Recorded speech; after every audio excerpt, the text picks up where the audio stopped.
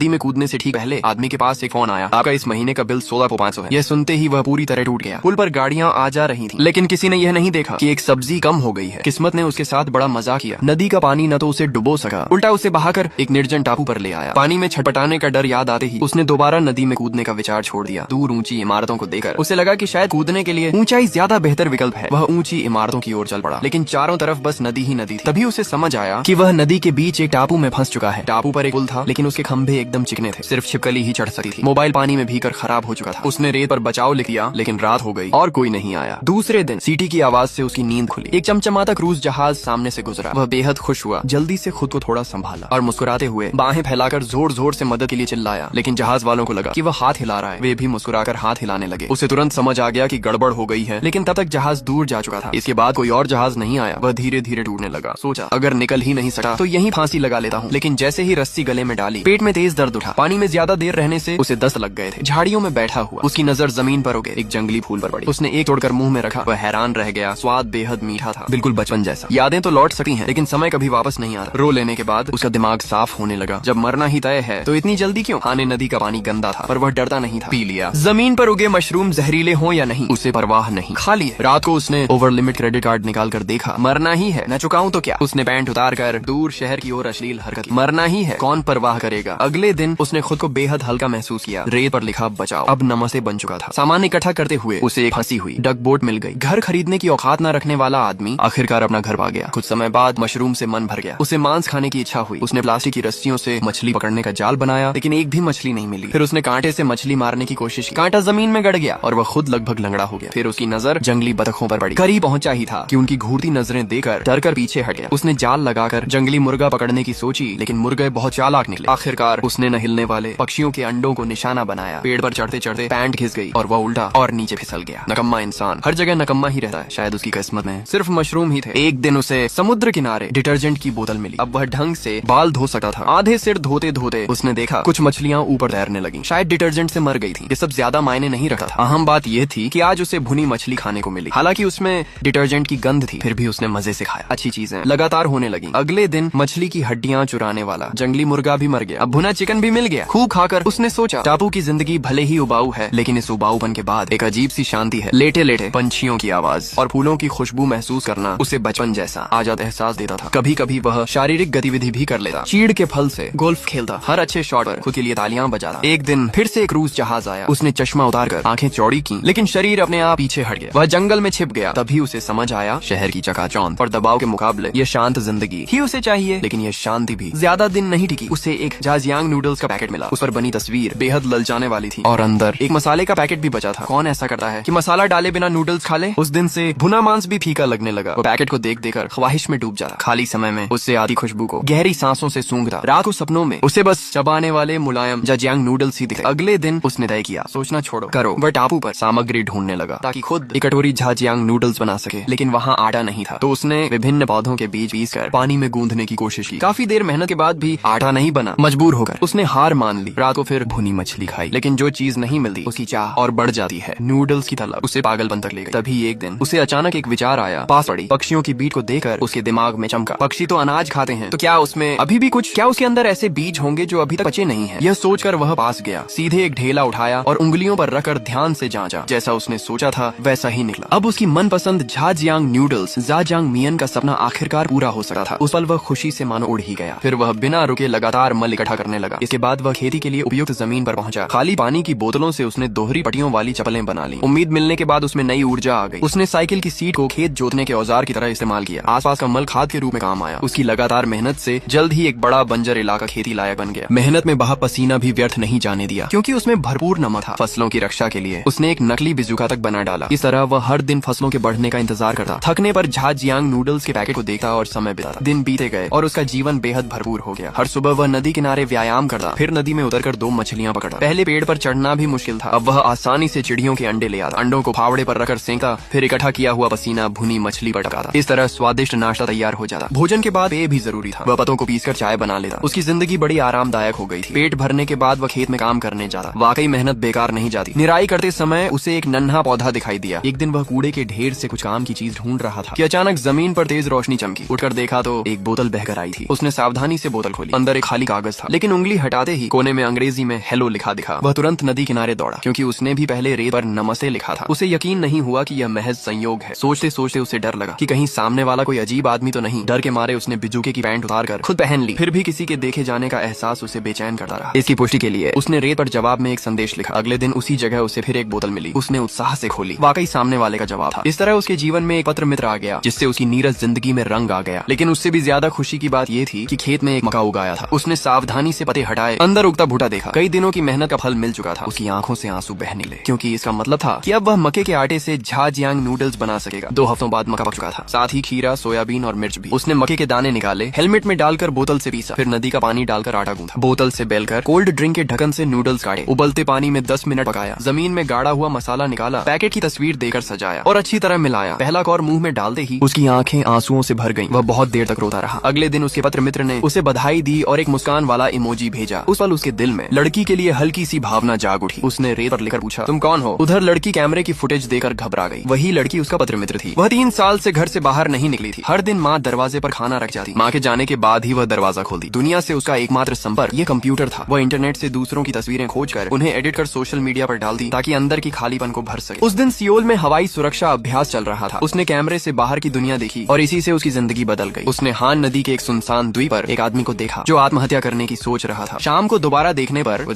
तभी से लड़की को उसके जीवन में दिलचस्पी हो गई। आने वाले दिनों में वह कैमरे से उसकी हर हरकत देखती, तस्वीरें खींचकर उसके बदलाव दर्ज करती रही। 2 महीने बीत गए। आखिरकार लड़की ने उससे संपर्क करने का फैसला किया। उसने ऑनलाइन रेड वाइन मंगवाई, सारी वाइन फेंक दी, अंदर एक चिट्ठी रखी। रात के सन्नाटे में हिम्मत जुटाकर वह पहली बार घर से निकली। हान नदी के पुल पर जाकर उसने बोतल द्वीप की ओर फेंक दी। इसके बाद वह रोज कैमरे में देखती रहती कि क्या उसे बोतल मिली या नहीं। फूल मुरझा गए पर कोई जवाब नहीं आया। आखिर 3 महीने बाद आदमी पेड़ पर उसने बोतल को छू लिया। रेत पर सामने वाले द्वारा लिखा गया तुम ठीक हो देकर लड़की खुशी से मुस्कुरा उठी। 3 महीनों का इंतजार आखिरकार सफल रहा। इसके तुरंत बाद उसने दूसरी प्याओ ल्यूपिंग बहती बोतल फेंक दी। घर लौटते समय उड़ती हुई तितलियों को देखकर उसे एहसास हुआ कि जीवन में कितनी सुंदर चीजें हैं जिन्हें वह अब तक देख ही नहीं पाई थी। धीरे धीरे दोनों का रिश्ता अजनबियों से आगे बढ़ गया। उसे पता था कि वह आदमी खुद अपने हाथों से एक कटोरी जाजियांगमयान बनाना चाहता है। इसीलिए लड़की ने एक रेस्तरां में फोन किया और 1 लाख फोन खर्च करके जाजियांगमयान की होम डिलीवरी मंगवाई। लेकिन उसने उसकी भलाई स्वीकार नहीं की, बल्कि डिलीवरी बॉय से नूडल्स वापस भिजवा दी। ये देखकर लड़की बहुत हैरान हुई। हालांकि जब उसने देखा कि वह आदमी आखिरकार जाजियांगमयान खा पाया है, तो वह दिल से उसकी सफलता पर खुश हुई। उसे लगा था कि अब उनका रिश्ता और बेहतर दिशा में आगे बढ़ेगा। लेकिन उसी दिन आदमी ने रेत पर लिखकर पूछा, तुम कौन हो? ये देखते ही लड़की पीछे हट गई, क्योंकि इसका मतलब था कि उसे अपना अधूरा बिगड़ा हुआ चेहरा दिखाना पड़ेगा। इसके अलावा वह बहुत समय से अकेली थी। उसने सोचा कि इंटरनेट से किसी और की तस्वीर लेकर खुद की जगह भेज दे, लेकिन आखिरकार उसने यह विचार छोड़ दिया। अगली सुबह सुनसान द्वीप पर बूढ़ा किम पागल मक्खी की तरह हर जगह बोतल ढूंढता फिरा। पूरे द्वीप को छान लिया, लेकिन कुछ भी नहीं मिला। उसने रेत पर लिख दिया। क्यों? उसे यह पता नहीं था कि उस समय जंग योन चुपचाप उसे देख रही थी, लेकिन आत्म केंद्रित होने की वजह से वह किम को कोई जवाब देने की हिम्मत नहीं जुटा सकी। जब किम तरह तरह की आशंकाओं में डूबी हुई थी, तभी आसमान से मटर के दानों जैसी मोटी बारिश गिरने लगी। देखते ही देखते एक भयानक तूफान आने वाला था। रात में तेज आंधी चली। बिजली की आवाज से डरने वाली जंग योन अलमारी में छिपकर कांपती रही और किम की हालत और भी भयावह थी। तूफान ने उसके ठिकाने को पूरी तरह तबाह कर दिया। उसकी सारी मेहनत पल भर में नष्ट हो गई। वह अपनी एकमात्र छोटी झोपड़ी को पकड़कर बचाने की कोशिश करती रही, लेकिन प्रकृति के प्रकोप के आगे इंसान का शरीर बेबस था। अपने एकमात्र सहारे को खुद से दूर जाते देख उस रात किम फिर से निराशा में डूब गई। अगली सुबह जंग योन घबराई हुई द्वीप की ओर देखने लगी। वह जानना चाहती थी कि किम सुरक्षित है या नहीं। तूफान से उजड़ा हुआ द्वीप पहचान में नहीं आ रहा था। किम जमीन पर सुन्न बैठी थी, अपनी मक्के की फसल को ताक रही थी। उसकी आंखों में एक बार फिर उम्मीद की रोशनी बुझ चुकी थी। उसने फिर से आत्महत्या के बारे में सोचा। उसी समय द्वीप पर गश्त करने आए 2 सुरक्षा कर्मियों ने उसे देख लिया। जंगली इंसान जैसी हालत में किम को देखकर वे दोनों भी हैरान रह गए। उन्हें यकीन नहीं हुआ कि इस सुनसान द्वीप पर कोई रहता भी है। किम ने यह देखा और तुरंत भाग खड़ी हुई। वह उस परेशानियों भरे शहर में वापस नहीं जाना चाहती थी। जंग योन कैमरे के जरिए सब कुछ देख रही थी। उसका पूरा दिल किम के लिए तड़प रहा था। जैसे जैसे और सुरक्षा कर्मी पहुंचे, किम को आखिरकार जमीन पर दबोच लिया गया। उन्होंने बेरहमी से उसकी सारी चीजें तोड़ दी और उसे पकड़कर नाव की ओर ले गए। मानो किसी अनदेखे एहसास से किम ने जंग योन की दिशा में देखा। उस नजर में बेबस लाचारी थी, हकीकत से हार की निराशा थी। जंग योन घबरा गई। वह जानती थी कि किम के पास अब जीने की कोई वजह नहीं बची। शहर लौटे ही वह फिर आत्महत्या करने की कोशिश करेगा। किम ही वह इंसान था जिसने उसे उम्मीद का अर्थ समझाया था। जंग योन उसे इस तरह हारते नहीं देख सकती थी। इस बार उसने पक्का फैसला कर लिया। बिना किसी सुरक्षा के उसने दरवाजा खोल दिया। राह चलते लोगों की नजरों की परवाह किए बिना वह चमकती शरद धूप में दौड़ पड़ी। उधर किम को सड़क के बीचों बीच उतार दिया गया। लोग उसकी जिंदगी की परवाह किए बिना पीठ फेर कर चले गए। कुछ पल रुकने के बाद भाव शून्य चेहरा ली किम बोमयोंग कन्वेंशन बिल्डिंग जाने वाली बस में चढ़ गया। वह शहर की सबसे ऊंची इमारत थी और वहीं वह अपनी जिंदगी खत्म करना चाहता था। जंग योन पूरी ताकत से दौड़ती रही। पूरा शरीर भीग चुका था, फिर भी वह नहीं रुकी। उसे डर था कि वह उस आदमी को फिर कभी नहीं देख पाएगी। लेकिन जितना भी उसने दौड़ लगाई, वह किम की बस तक नहीं पहुंच सकी। मानो किस्मत उसका मजाक उड़ा रही हो। किम की उम्मीद टूट चुकी थी और उसकी अपनी भी। लेकिन जब भगवान एक दरवाजा बंद करता है तो किसी अनदेखे कोने में दूसरा दरवाजा जरूर खोलता है। साल में 2 बार होने वाला आपातकालीन अभ्यास उसी समय शुरू हो गया। जैसे ही सायरन बजा, सभी वाहन और लोग रुक गए, मानो ये सब ईश्वर की मर्जी हो। किस्मत लोगों से खेल भी रही थी और उन पर मेहरबान भी थी। आखिरकार जंगयोन किम वाली उसी बस में चढ़ गई। बस में बैठे सभी लोग उसे हैरानी से देखने लगे और भीड़ के बीच जंगयोन ने एक नजर में उसी आदमी को पहचान लिया जिसने उसे जीने की उम्मीद दी थी।